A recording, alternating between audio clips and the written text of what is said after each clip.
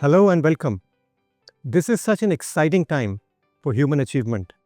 Innovations building on artificial intelligence, AI, and digital public infrastructure, DPI, have the potential to transform human achievement. In this session, we'll explore how DPI or digital public infrastructure can be a game changer for people and planet, and why you should engage with the DPI for People and Planet Challenge this year. I'm privileged to have a distinguished panel here with me. Got Yushi Nagano, head of the DX lab of JICA.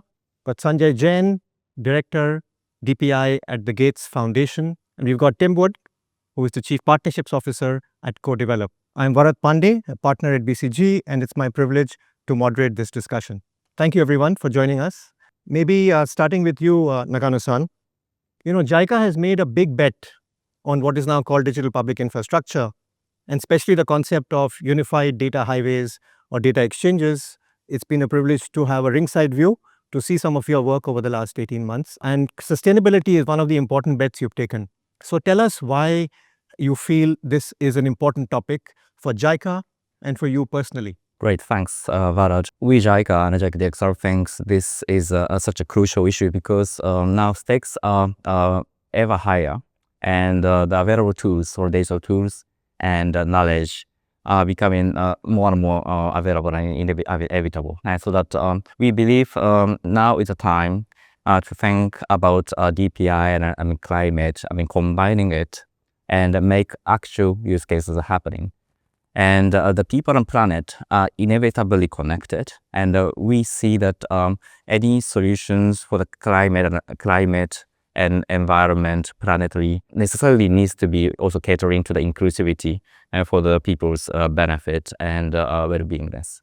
So that we believe that now is a good time to connect DPI and the climate topic, and particularly focusing on both people and the planet. Thanks for laying it out so clearly. Sanjay, maybe I'll bring you in. You're one of the pioneers of what is now called DPI. I remember from 2010 when Aadhaar, India's national ID program, was an idea. That's when sort of this journey started, and you've seen the evolution over the last 15 years. Tell us why you think this challenge is exciting and how the Gates Foundation sees it. So I've been very fortunate to have had a role in some of the early DPI thinking and creation.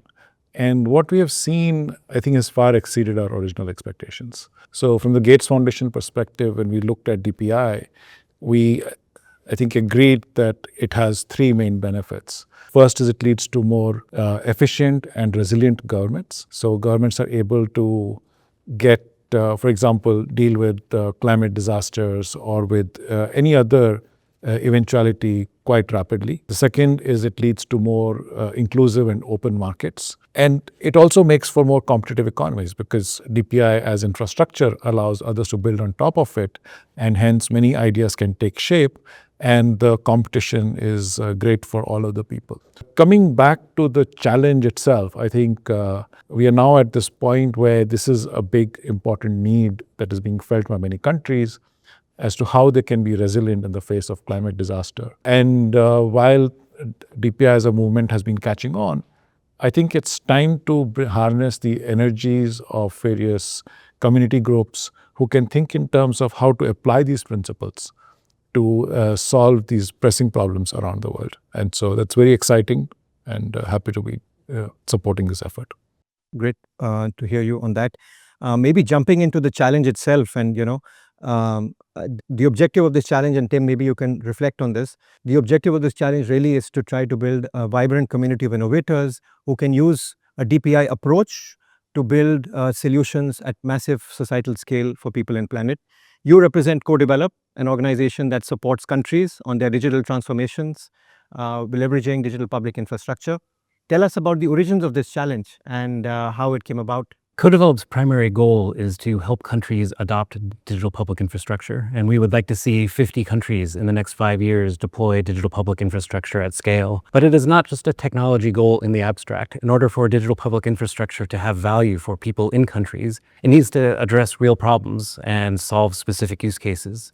And one of the things that we see the potential for is bringing the DPI revolution and the climate change revolution together, so that we can, at scale, bring together solutions that have both a countrywide impact and a global impact. And so the goal of this challenge is to try to identify clear use cases that build upon digital public infrastructure and address some of the climate change issues that are so pressing today.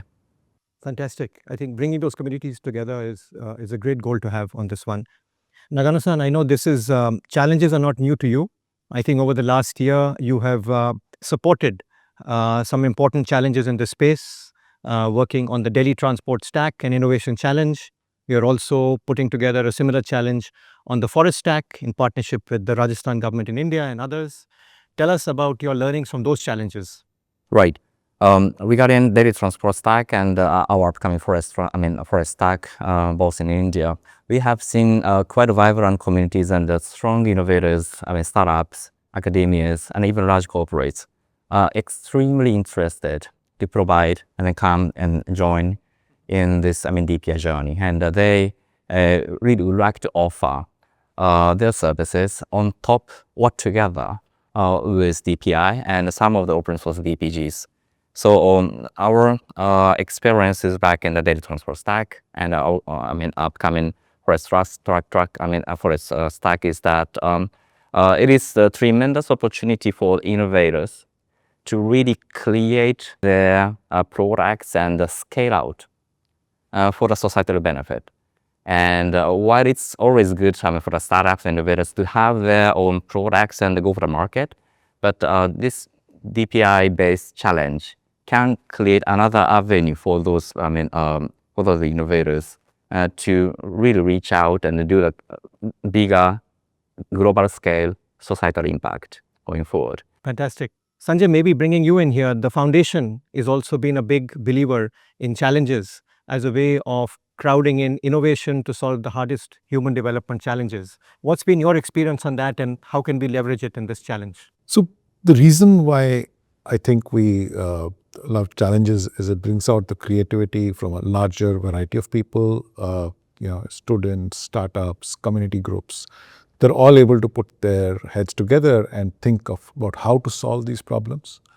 And that just brings in a wide variety of ideas, and many of which can be pursued to go ahead and have a chance at solving this. So that's really why challenges are so important, is that it expands the group of people who are looking to solve a problem and crowds in ideas which are typically not considered by default corporate type folks.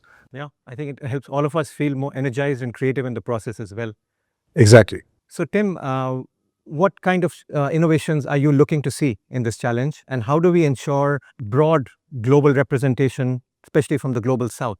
I'm hoping to see innovations that address clearly specific challenges and take advantage of digital public infrastructure that either currently exists in countries or can be developed. So, for example, what changes in your problem-solving thinking when you suddenly have access to trusted and verified information about either individuals or land or markets? And what happens when that information is readily available and shared broadly? So that type of infrastructure can change the way that solutions are built. If you know that the farmer that you are interacting with is the farmer that they say they are, and that they actually own the land that they are tilling, and you are trying to think about how they are changing the types of crops that they might be growing, or what the impact of weather change will have on the growth of those crops. All of those things are possible in a universe of digital public infrastructure where you have access to those registries that allow that sort of expert, trusted knowledge to be shared and exchanged. And we think that in this new universe of digital public infrastructure, there are many solutions that can be enabled that have not been possible for the last decades. Fantastic. Challenges are challenges, and sometimes one of the critique of challenges is they become one-off events, and once the challenge is over, the momentum sort of dies down. Now, I know we are not thinking that way on this one. So Nagano-san, tell us, what's your vision for this challenge beyond this challenge duration this year? Thanks, Varad. Little bit echoing to what Varad said. We JICA is not aiming for challenge sake or the POC for POC sake. It's all about deployment. It's all about bringing the impact and making the business cases.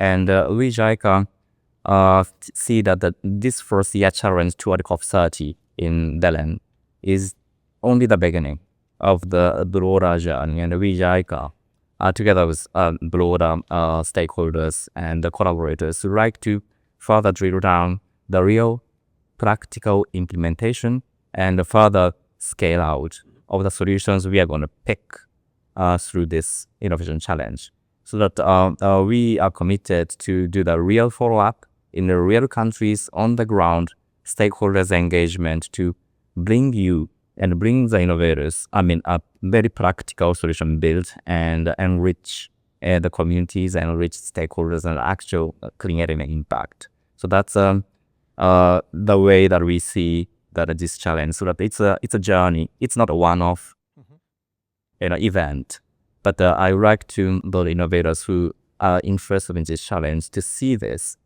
journey together with you and all of these key DPI stakeholders to make actually things happen and widen the community of practice. Fantastic. Sanjay, you've seen many of these audacious ideas from storyboard to population scale, right? And we hope this will be another journey in that direction. What does it take to scale some of these, and how can we ensure that what comes out of this challenge can actually have population scale impact? So when you think in terms of scaling, there's 2 or 3 things that I would like to tell all the potential competitors to think about. One is, how can you simplify what you're doing? Because it's only the simplest ideas that are able to scale really rapidly around the world. The second, I would ask them to think in terms of how it empowers people. So the incentive structure for all the participants is whatever it is, but if you're able to empower people, then they have the ability to come in, participate, and make changes that help them. And that incentive is what actually enables this wide-scale participation and scale up. How do you make it simple? Take out all the fluff from it. And how do you empower people with something that they can do themselves? And if you have these 2 ingredients, I think you have a good chance of success. Fantastic. And if your potential applicants watching this, you're already getting a sneak peek into the criteria which will be used to shortlist the winners.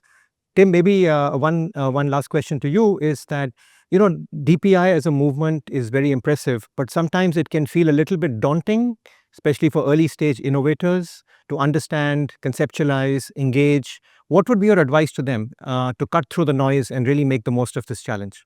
I think my primary advice to people would be to focus on the use case, understand the problem that you are trying to solve and how the technology can come together to solve that specific problem.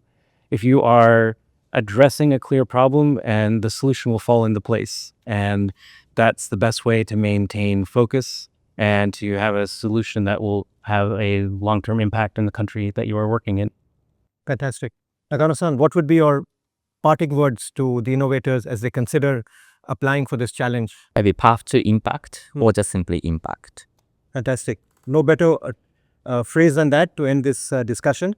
And maybe just to say that this does remind me a little bit of a quote from one of the greatest leaders of our times, Nelson Mandela, who said, it's always impossible until it's done.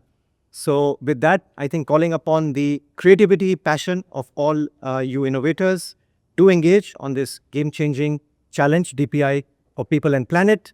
There are grants, significant grants for winners. There is an opportunity to be mentored by experts, some of whom you met today, but many, many others, and the opportunity to showcase your work at the DPI Summit in Cape Town later this year and at the COP30 Summit in Brazil. Thank you very much. Let's build a more resilient planet for us, the DPI way. Thank you.